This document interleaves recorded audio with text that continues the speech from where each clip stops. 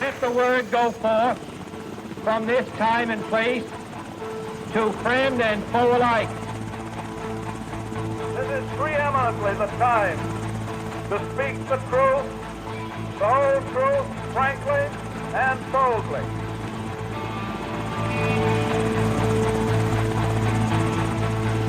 History doesn't have to be boring, buttoned up, or inaccessible. And it certainly didn't end in 1945. It belongs to all of us, and we share and add to it every day. Welcome to the History A Go-Go podcast, where I interview interesting guests, cover a motley crew of topics, and it's a place where you can sit, think, and drink all at the same time. I'm your host, Rob Mellon. My guest today is Dr. Andrew Burstein. He is the Charles P. Manship Professor of History at Louisiana State University. He is a professional historian who has been featured on several programs over the years, including on C-SPAN's American President series and Book Notes with Brian Lamb. He has also worked as a consultant on Ken Burns' documentary film on Thomas Jefferson. He has written several books, to include works on Washington Irving, James Madison, and Thomas Jefferson. Other titles include Cultural History of America's Literal Dreams, Lincoln Dreamt He Died, The Midnight Visions of Remarkable Americans from Colonial Times to Freud, published in 2013, and The Passions of Andrew Jackson, published in 2003. His book, The Problem of Democracy, The President's Atoms Confront the Cult of Personality, which he co-authored with his partner, Dr. Nancy Isenberg, will be the topic of discussion today. Welcome, Dr. Burstein. Good to be with you, Rob. So in your book, The Problem of Democracy, along with Dr. Isenberg, you cover two similar American figures, but they're similarly misunderstood also. Yes, they are misunderstood.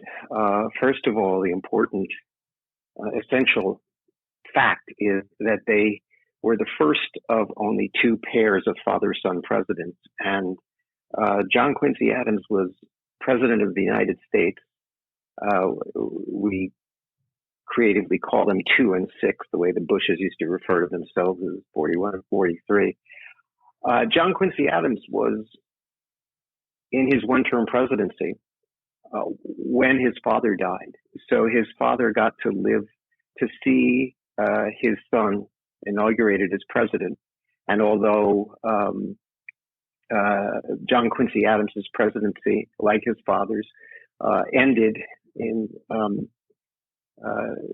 ignominy,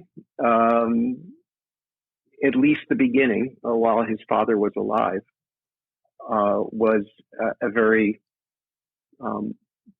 positive and encouraging beginning to what turned out to be an unsuccessful presidency through no fault of his. John Adams probably can be discredited in some ways because he made some choices as president that proved to be politically unpopular, and he did a disservice to himself with most famously the Alien and Sedition Acts, which history looks back on and sees as going against the First Amendment of the Constitution by locking up political dissenters, mostly newspaper editors who wrote critically about the government. And this was all a result of the panic in America over the French Revolution and how it could spill over to American shores. John Quincy Adams as president,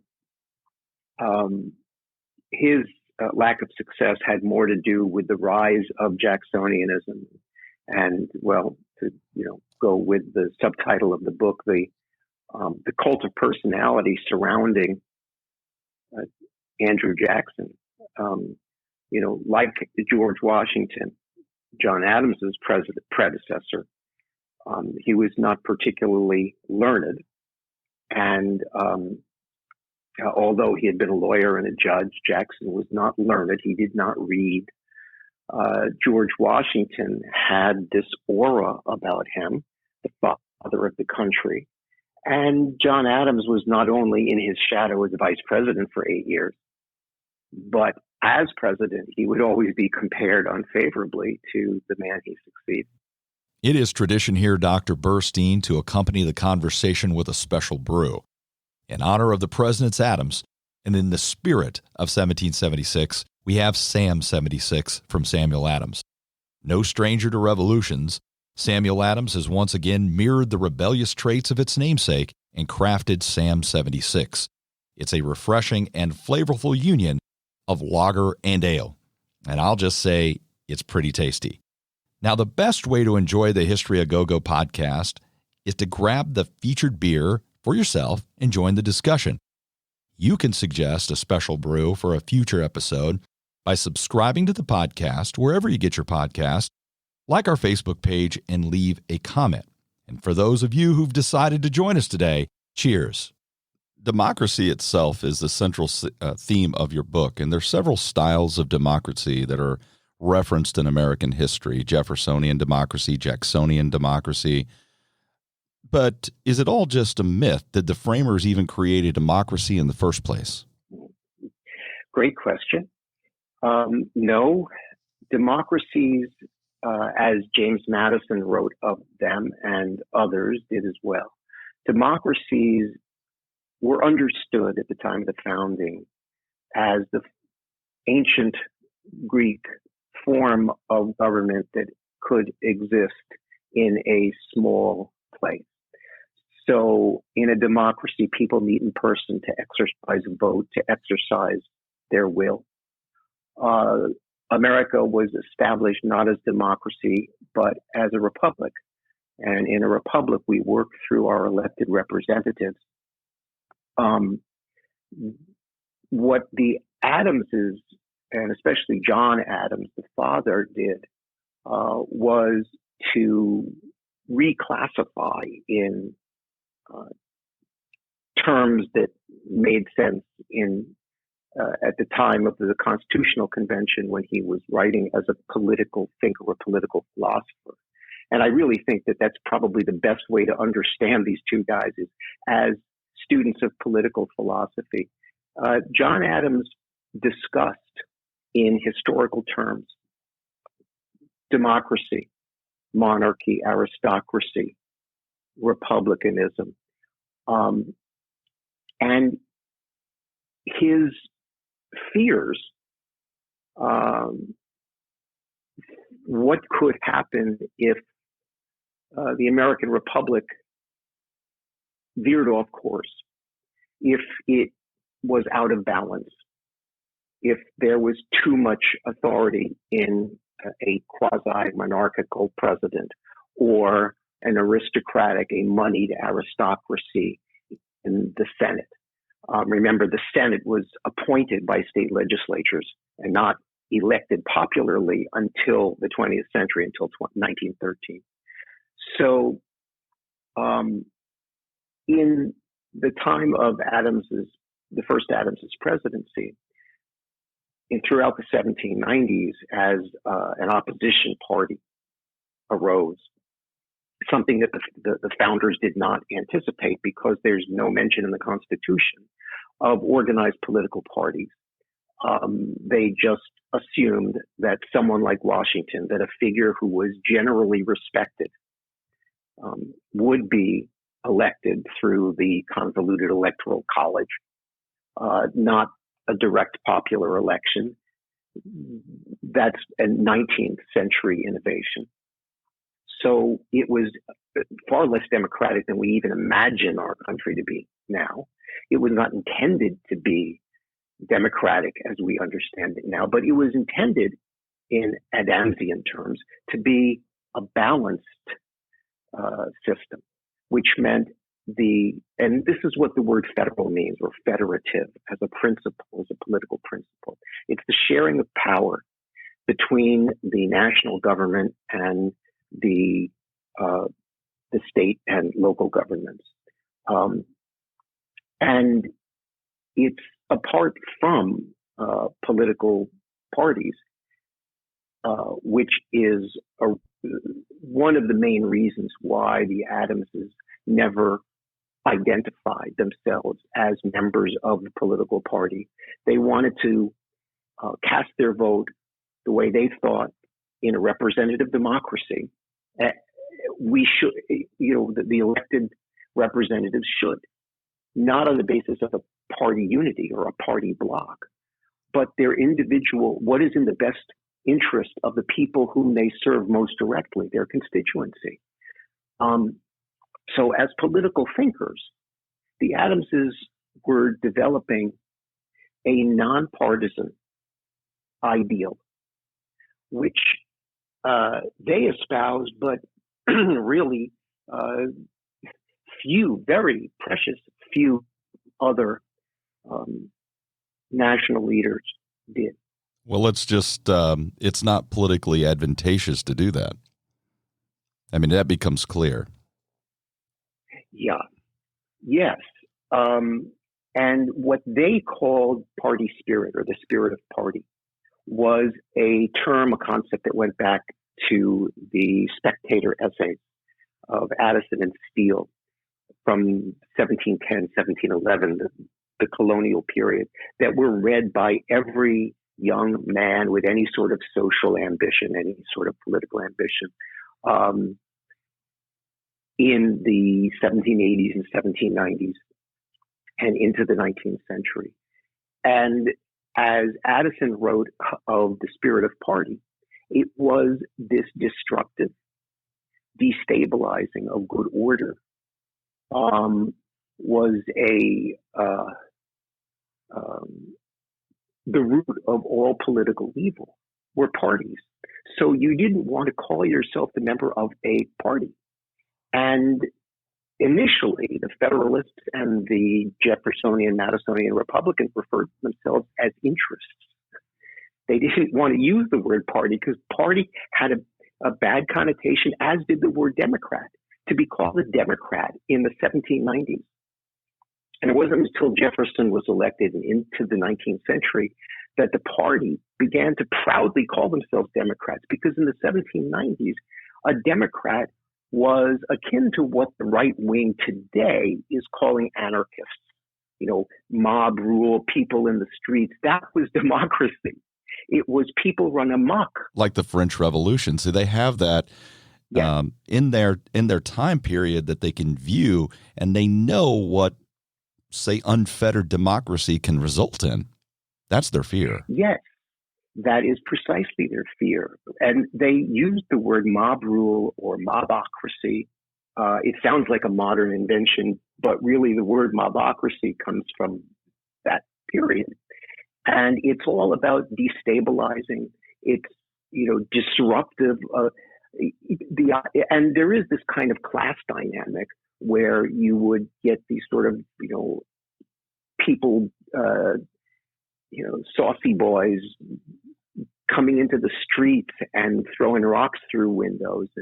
And so there's kind of the idea of not just disloyalty to a presidential administration, but actually destabilizing a proper social order. And it's there's so many of the fears and anxieties that were exhibited by politicized Americans in the early years of the Republic are still resonating in different ways with us today, because what we just saw recently in Portland and where a few looters were identified as kind of the leaders of some vast conspiracy or movement to defund or undo the good that an organized police force does.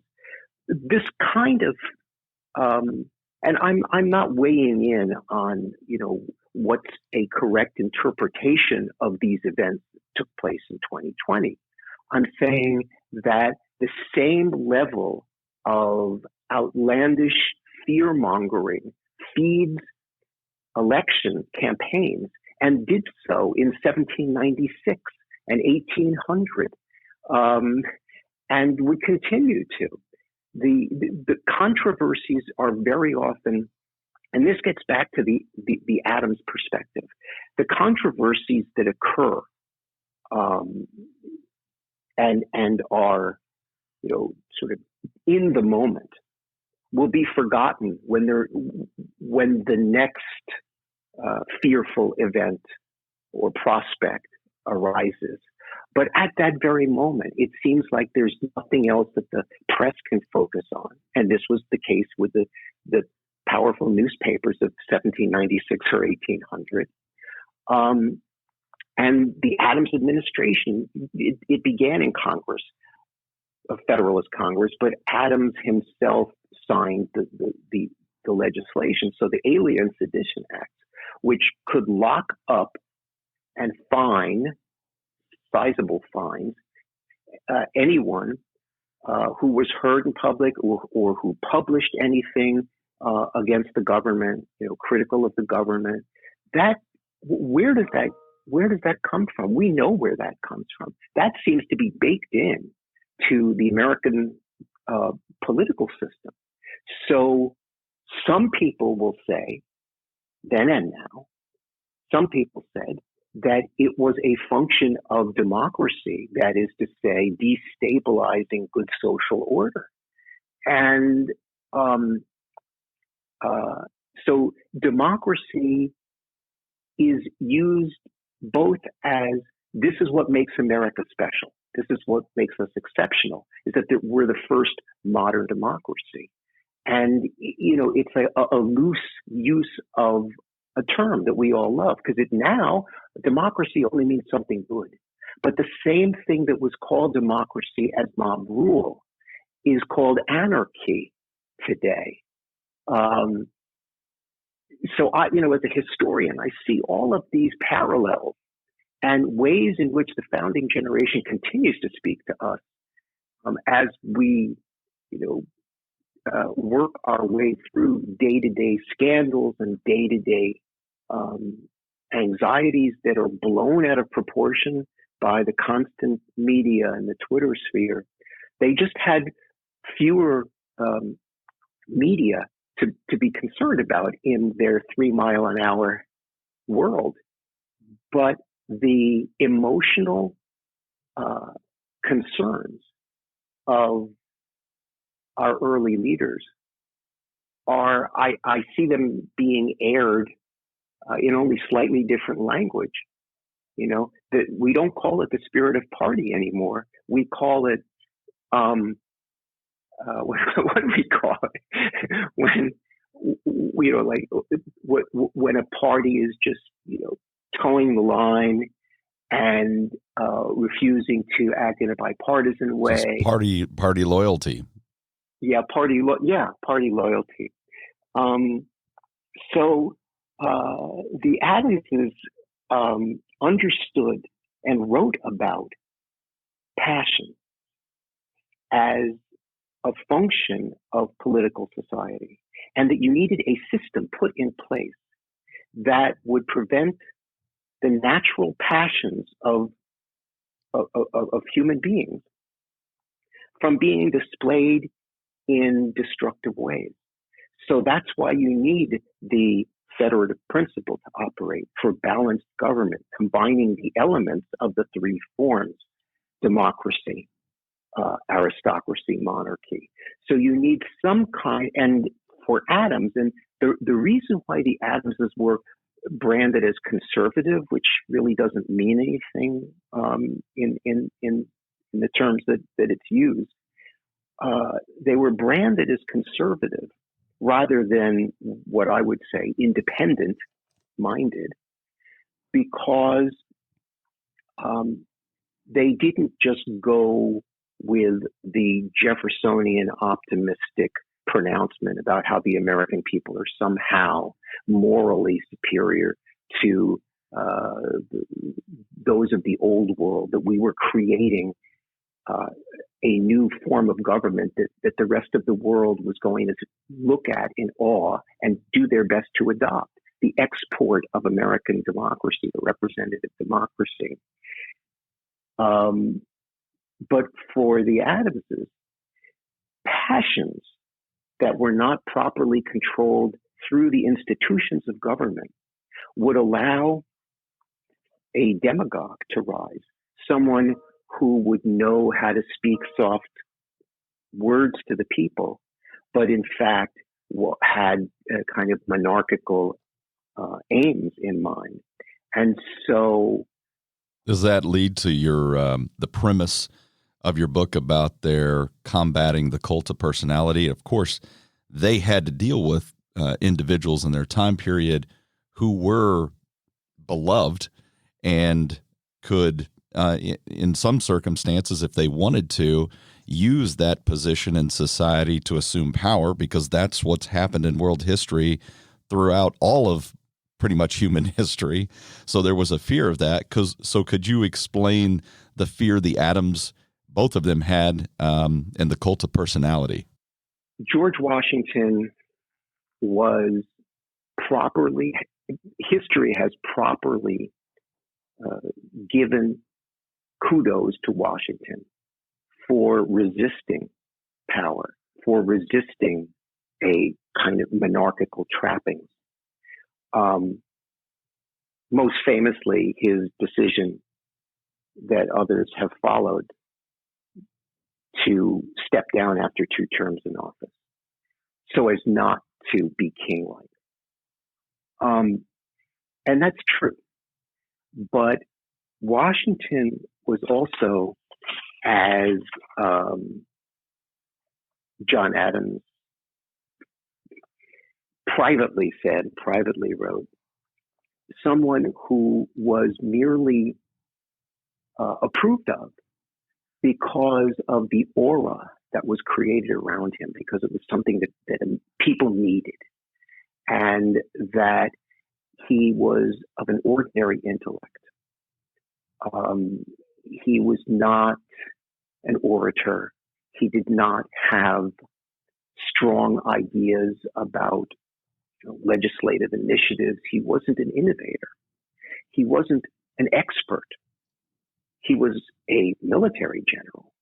And we have consistently in our country's history, as Adams presciently observed, elected people with no political identity, like Zachary Taylor, Ulysses S. Grant, Dwight Eisenhower, who both Democrats and the Republicans wanted. He elected to go with the Republicans, but could have gone as well with the Democrats. He wasn't partisan. So you have a party that desires power, looking for a leader who is, and Jackson, of course, whose military exploits lead to a cult of personality. In Washington's case, the people who knew Washington best did not publicly, say anything about his lack of intellect, his modest intellect. And John Adams and Washington got along quite well, although Adams had very little input into the 8 years of the Washington administration. And Abigail Adams and Martha Washington were fond of one another. So there's no personal animus there. In the case of John Adams and Benjamin Franklin, I was going to ask you about that too. That was going to be my next question, because now you have a completely different individual who really his intellect can't be denied that vociferously, because he does have a pretty staunch intellect. Yes, but Adams really goes to town again on Benjamin Franklin. They knew each other quite well. Benjamin Franklin famously said, and it was repeated by many, the John Adams was a great patriot, loved his country, but at times he was absolutely mad, and he really thought that John Adams, speaking of political passions, just had this kind of personal temperament that was the opposite of what you needed as a diplomat. And Franklin and Adams met, not for the first time, but they met up in 1778 and again in 1779 in Paris, as the two most sort of the opposites, I guess you would say, on the American negotiating team that eventually ended with the Treaty of Paris and the recognition of American independence by Britain. But on the road to that, Adams felt that Benjamin Franklin had lost his mojo, that he was in the pocket of the French foreign minister and was just trying to please everyone and enjoying his, sort of the women who flocked around him, that he was living the life of kind of this, licentious playboy type guy, in spite of his age and gout, but that he was being taken advantage of, and that when the Treaty of Paris was finalized, Franklin would get all the credit, and Adams is clearly, envious of his reputation, Franklin's reputation. He was writing letters to the members of the Congress back in Philadelphia, including the Foreign Affairs Secretary, and telling everyone outright that Franklin is losing this for us. Franklin is in the pocket of the French, and they don't want to help us. They want to see us remain weak.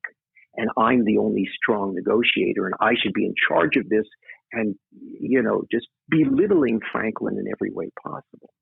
And he continued to do this even after Franklin's death,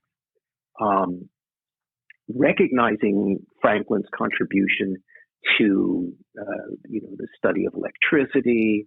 And as a pop philosopher, he had his day. But Adams felt that Franklin was all fluff, that in the times when he was most famous in the world as the first American who was celebrated abroad, that it was all just puffery and there was no substance to it. John Quincy Adams fought the cult of personality. How much of it is he's just got a different style? Because it seems to me that in diplomacy, there are times where things can get accomplished at a party that can't get accomplished over a table, for example, and really hard-nosed negotiations like Adams is interested in. How much of it is just style? Well, that's another good question, because Franklin, in fact, was a good diplomat in the way of his. Yes, the French found him accommodating. The French found Adams overbearing. And what Franklin's success in diplomacy was owing to was his knowing how not to offend people. And John Adams, even when he wasn't trying to offend people, offended people. He didn't have that, any charisma. He knew this, and he grumbled about it his whole life. And it's funny because the apple doesn't fall far from the tree. Right. The other thing about it is I was wondering if I always viewed, and I might be incorrect, but I always viewed Adams and then John Quincy Adams similarly, that they spend their whole lives in preparation and study and philosophy. And then it just gets outdone by sheer charisma. And that has to bother them. And they're not viewed as successful presidents. So they spend their entire life planning, preparing, reading, studying, and then they get into the positions of power and they're relatively inept. Not inept, but politically unable unsuccessful. To build political alliances that there's a reason why we don't say the age of Adams, that we say the age of Jefferson or the age of Jackson, because of the dynamism, the cult of personality. And that celebrity, to a certain extent, Franklin and Jackson, less so Washington, Franklin and Jackson contributed to the, they had their handlers, and they knew that they were complicit in the exaggeration of their personal qualities. But to a certain extent, celebrity in this country is manipulated by others and outside the personal control of the historical actor himself. So we know that fame, like money, can corrupt. And what was done with Franklin and Washington and Jackson was that their handlers, the people their image handlers, showed them as modest men whose inherent genius catapulted them so that they became larger than life, that it wasn't ambition, but sort of an acquiescence to the public's adoration of them. And, that's part of the mythology that drives American political celebrity. We, and again, this is how the age of Adams, still speaks to us. We have done very little analysis as a people, and this includes, our modern interpreters, our talking heads on the news channels and all. We've done too little analysis of the susceptibility of our electorate. We bask in the sunshine of our democratic ideals, but the susceptibility of the electorate to the sensation of the moment, instead of looking for leaders who are problem solvers, we want leaders who are heroes. We somehow demand that they save us from a threat. So we may see some effort, for example, right now with environmental initiatives,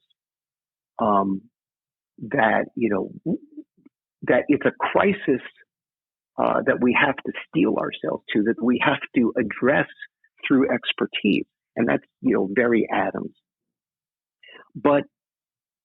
Or a public health crisis, obviously. But otherwise, the Adamses, if they ran on something, it was improvement, which back in the day meant internal improvement. It meant, building roads and canals and railroads and commercially linking this great country together. It was the reason for the Louisiana Purchase was to acquire the Gulf port of New Orleans, and that the entire Mississippi would be, allow for Western commercial growth, agricultural growth, and American raw materials being sold through New Orleans. A considerable, I think it was something like close to a third of America's exports were going through New Orleans in the early mid-19th century to Europe. So competence isn't titillating. Competence is not a shining object. Improvement is not something that anyone runs on. And today, it's even worse because big money legally buys our elections. And so, of course, the stature of the candidate is going to be exploited with all the technology and all the money that's brought to bear. So the critique of the Adamses, of the cult of personality, is prescient in a lot of ways. And if we think of John McCain as a maverick, as someone who was capable of putting country above party, that phrase, is another that resonates with me when I think of what the Adamses were trying to do. And they were never given credit for that, right? So John Adams made some mistakes as president. Well, they lived their whole life. They grew up in an environment where that's what they were taught, the idea of civic virtue, and that when you're called by your country or the people around you for the betterment of everyone, you respond to that call. They learned that from when they were little children. Yeah, that's very true. And Americans, even the most ambitious, did not feel like it was about earning money, because lawyers didn't get rich then. I mean, Alexander Hamilton had to leave this as Secretary of the Treasury to go back and practice the law because he was in financial straits. He needed, it wasn't as though these people, the only way they were becoming wealthy was investing in land, and sometimes that would bankrupt them because land speculation was a big gamble back then. A lot of our founders died in debt, and George Washington being one of the few who was comfortable, materially comfortable. The others, spent beyond their means and borrowed and co-signed on their friends' loans and things like that, and got into big trouble.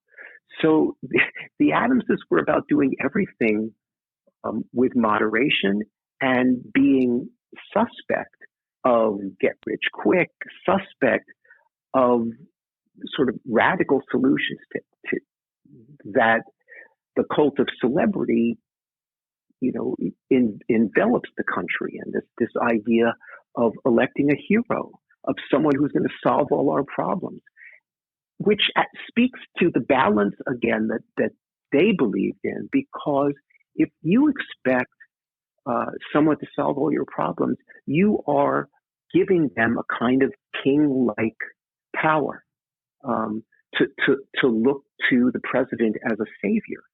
And it's not party specific, because Barack Obama was treated by Democrats, who perhaps are per capita, a higher percentage are college educated than Republican voters at this moment.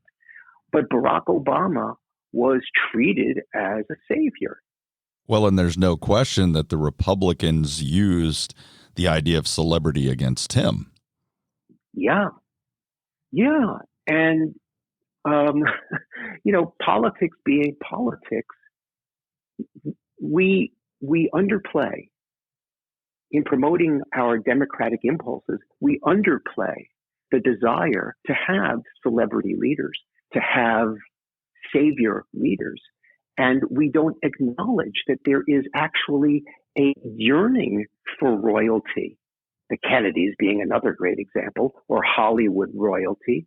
Nepotism is rife in America. Look at all the names in politics on both sides of the aisle: Bush, Cuomo, Kennedy. Dr. Burstein, what happens there, it not only happens at the national level. If you go down to the local level in the states and the communities, the same thing happens.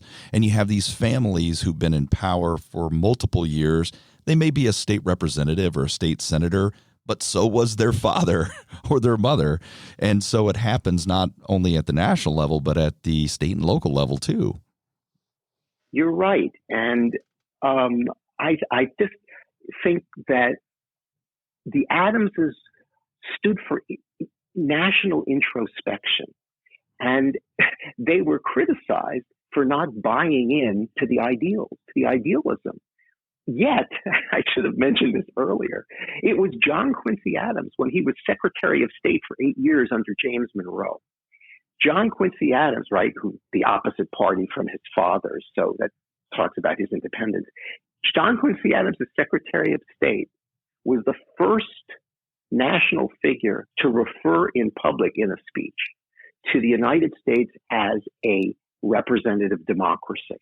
So the person who you would least think would be the one to popularize the idea that America is a democracy based on the previous targeting of those called Democrats or anarchists. He's the one as Secretary of State who is welcoming us to see the democratic in our political and cultural identity, that there's something, that they understood that the words all men are created equal were not literal, that created equal in truth is true only to the extent that human beings will agree on a particular division of power. We have these words that we don't dissect and should. Freedom, equality, inalienable rights, justice. These are not universals, right?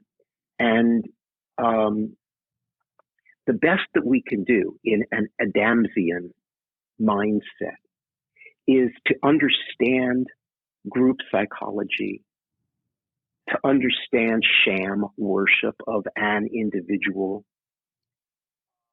And I was going to ask you about, we spent a good deal of time talking about John Adams and kind of veered into John Quincy Adams, but dealing with Jackson, that phrase, Jacksonian democracy, and the participation of more individuals, obviously not women or people of color, but it does increase during that time period. And I think in your book, I don't know in your book, but is it mentioned as almost as a sham democracy, that it's not really based on that Jackson is more interested in ambition.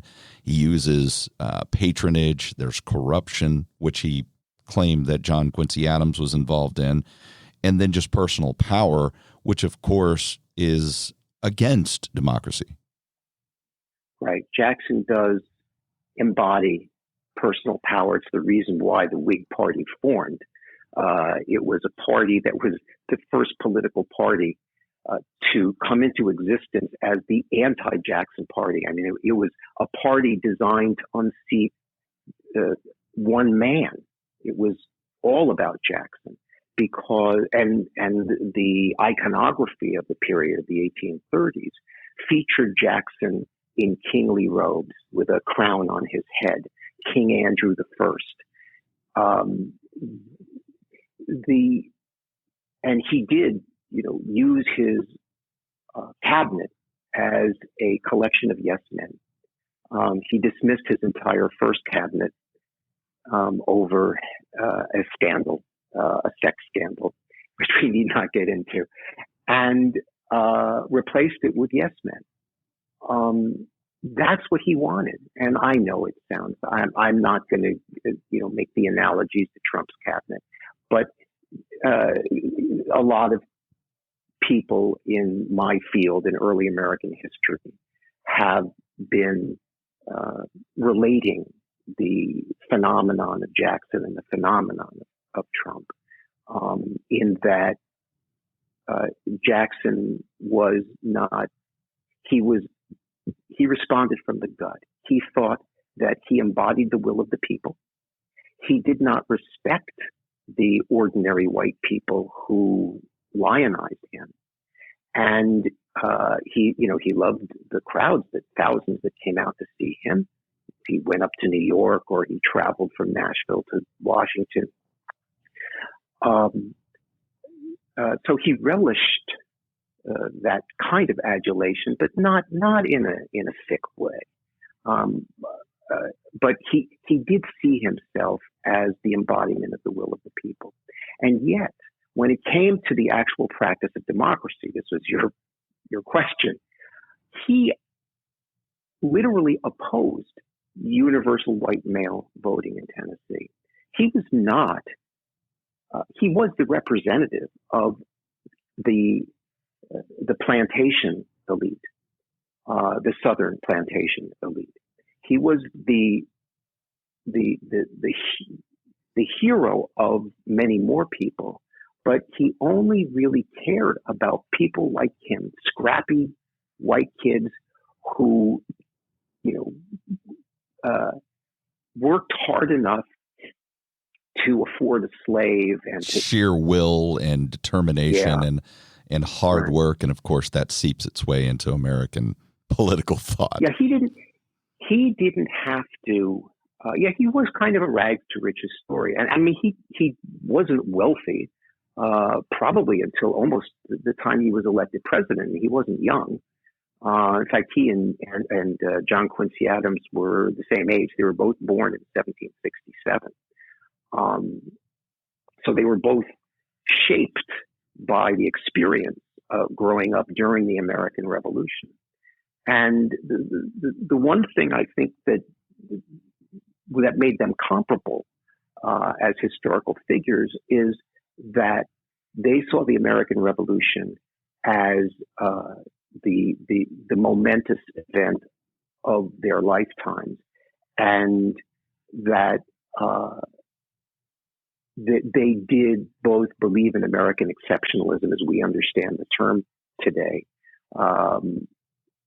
and so their patriotism maybe went along parallel paths, even though their personal experience. I mean, Jackson never went to Europe. He didn't see the world. He's a Westerner. He's a frontier hero. And John Quincy Adams, served as Secretary of State, as U.S. Senator from Massachusetts, as the minister. We didn't have ambassadorial rank then, but as minister to Great Britain, to the Netherlands. George Washington first appointed JQA when he was still in his 20s as the minister to the Netherlands, which is the same position that his father had inaugurated in 1780.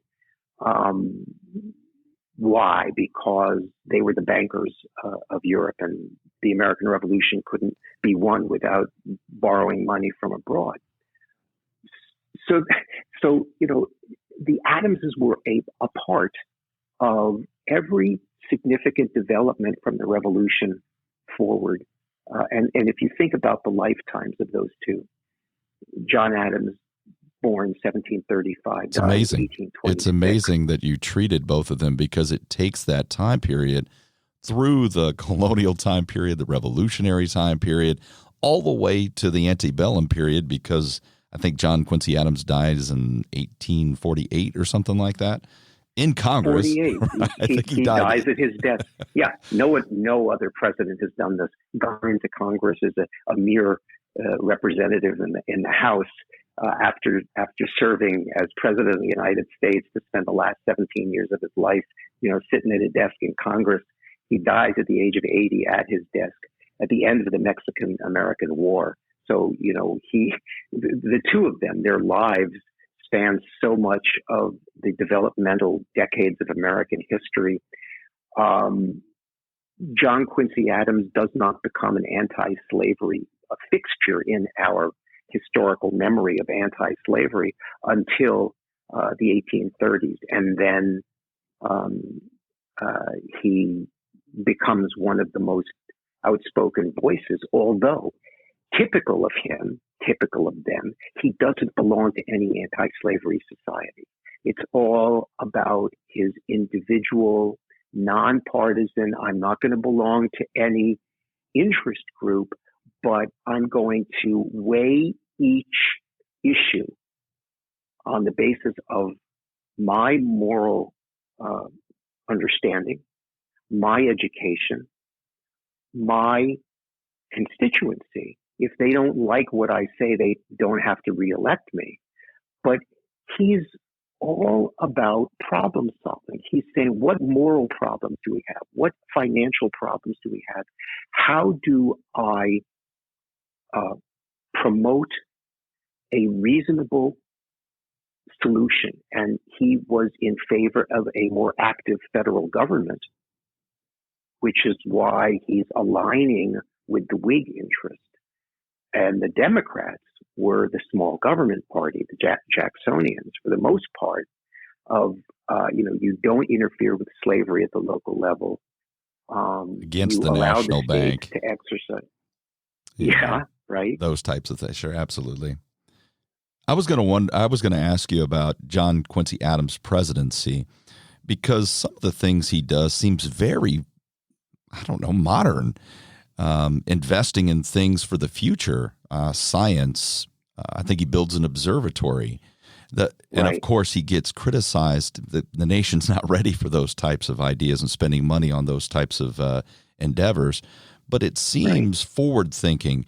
But what goes wrong in his presidency, John Quincy Adams? Does he even have a chance? Well, I mean, is it a case where obviously he really didn't.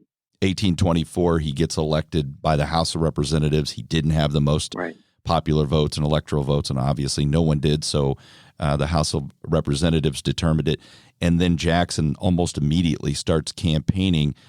Maybe there's nothing he could have done in 1828 to win. True. And boy, thanks for synthesizing the election of 1824, because I wouldn't have been able to do it so quickly and so concisely. So the election is thrown into the House. And even though John Quincy Adams has 15 fewer electoral votes, so 84 to 99 for Jackson, the congressional delegations for each of the states are persuaded by longtime Speaker of the House Henry Clay, who was an on-again, off-again opponent of John Quincy Adams, persuaded the border states, the swing states, as it were, persuaded to vote en masse for Adams, because Henry Clay says Jackson is a military chieftain. That's all he is. He has those kind of, king-like ambitions, and he doesn't know anything, and you can't trust him. Whereas at least you know what John Quincy Adams is all about. And John Quincy Adams then turns around, and as soon as, literally within a week of when the congressional delegations vote him into office, supplanting the popular vote, which went in Jackson's favor, JQA turns around and names Henry Clay his Secretary of State. It's known as the corrupt bargain. And it haunts the two of them. The political caricatures show, JQA and Henry Clay as sort of conspiratorial, with the caption, Adams has feet of clay, that he's, manipulated by Clay, and Clay is a real bad guy, and that this was corruption. So the Jacksonians in Congress, who have a majority, will not accept any good idea that comes from the executive branch. And so as progressive, as forward-looking as John Quincy Adams's presidential program was, he couldn't get anything accomplished. And the reason why naming Clay Secretary of State is seemingly, ostensibly, a reward for getting JQA elected, why that matters is because at that time, being Secretary of State meant what being Vice President means today, that you're next in line. So you're not only choosing a president, you're choosing the next one. The most likely next one, right? Jefferson had been Washington's Secretary of State. Madison was Jefferson's Secretary of State. Monroe was Madison's Secretary of State. JQA was Monroe's Secretary of State. So, you've got this pattern, and suddenly JQA is president in 1825, and he names Clay Secretary of State. We know that Clay's ambitious because he runs for president 3 different times. And he is the anti-Jackson symbol. So, as you say, nothing good came out of the Adams presidency because Congress and the executive were at loggerheads. and they were only looking to subvert John Quincy Adams and speed up his demise and make sure that Andrew Jackson got elected. And that's what happened. So the last question I have for you, Dr. Burstein, is if we could just describe what is Adamsian democracy? Well, is that a tough? Did I not give you enough time?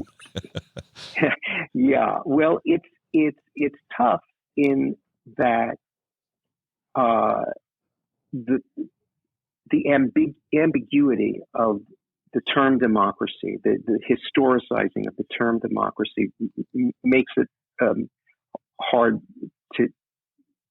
to explain this simply. But there are the people, and then there are a subset of the whole people in the Adamsian view. The male head of household represented an entire family and was the only qualified voter. There was only ever representation. So the male head of household represents the family.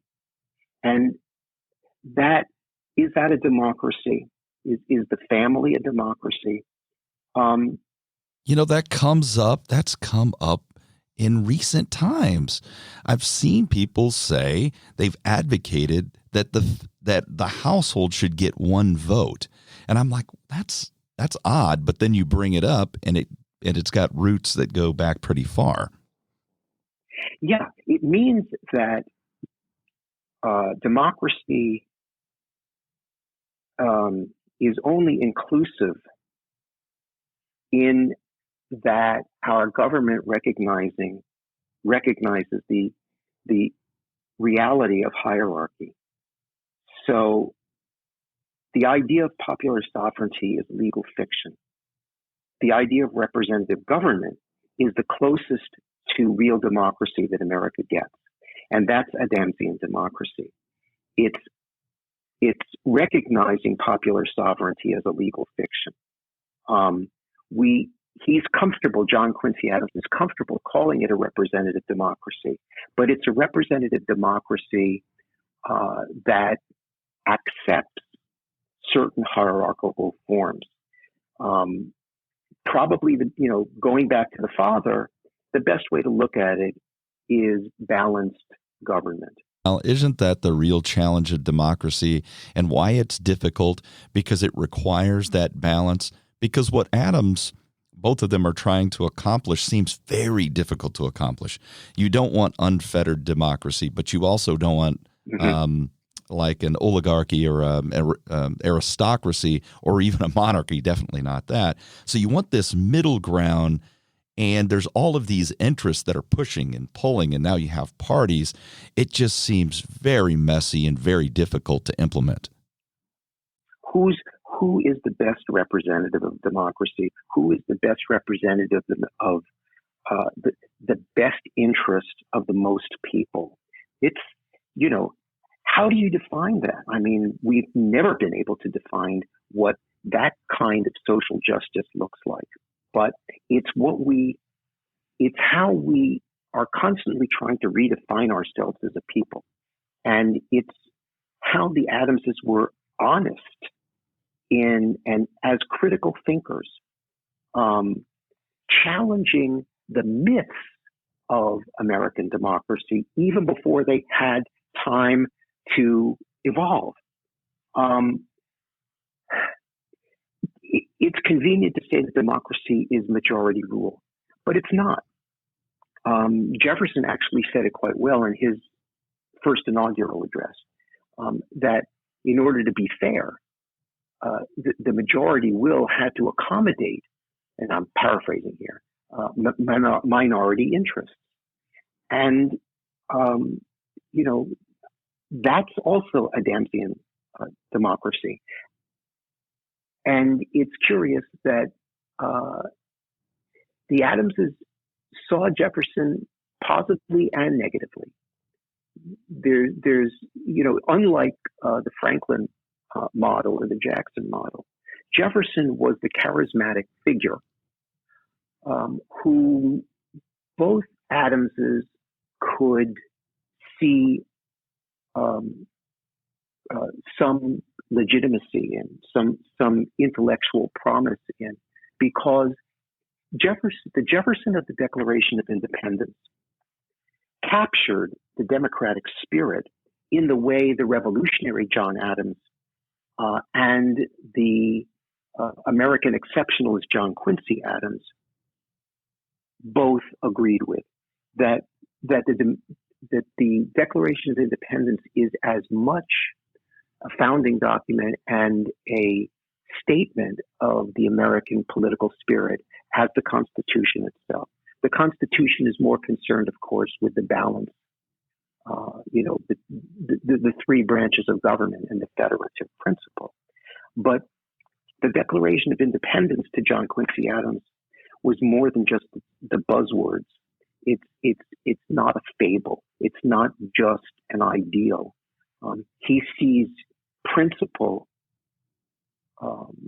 that could expand upon and realize the good, majority rule, minority rights ideal that Jefferson articulates there and in his first inaugural address. So I guess the bottom line is that politics has always been uncomfortable and a competition.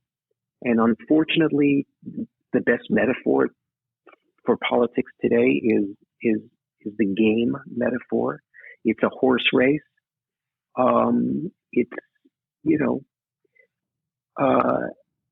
We have buzzwords like freedom and liberty, but unless we are introspective and honest about our failings and focus on problem solving as the Adamses did, father and son,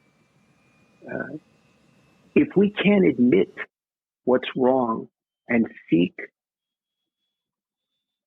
solutions that make life better for as much of the population as possible, then we're not living up to the founders' true purposes in fashioning a representative democracy. Well, Dr. Burstein, I really enjoyed it, and I appreciate you coming on today. Well, I enjoyed the conversation. Your questions were spot on, and I hope that I answered them effectively enough that your audience will enjoy the hour. Thank you. I'd like to thank my guest today, Dr. Andrew Burstein, for the entwined stories of John Adams and John Quincy Adams and how they confronted the cult of personality to protect our democracy. The featured brew in the spirit of 1776 was Sam 76 from the revolutionary brewery Samuel Adams of Boston. If you are interested in Dr. Burstein's book, The Problem of Democracy, just click the link in the description below to place an order. The music was provided by the great Bones Fork, who are working on new music as we speak. Remember to subscribe to the podcast and leave a review, and like our Facebook page and leave a comment. More engaging guests and compelling topics are planned, so join us again next time when we talk, think, and drink on History A Go-Go.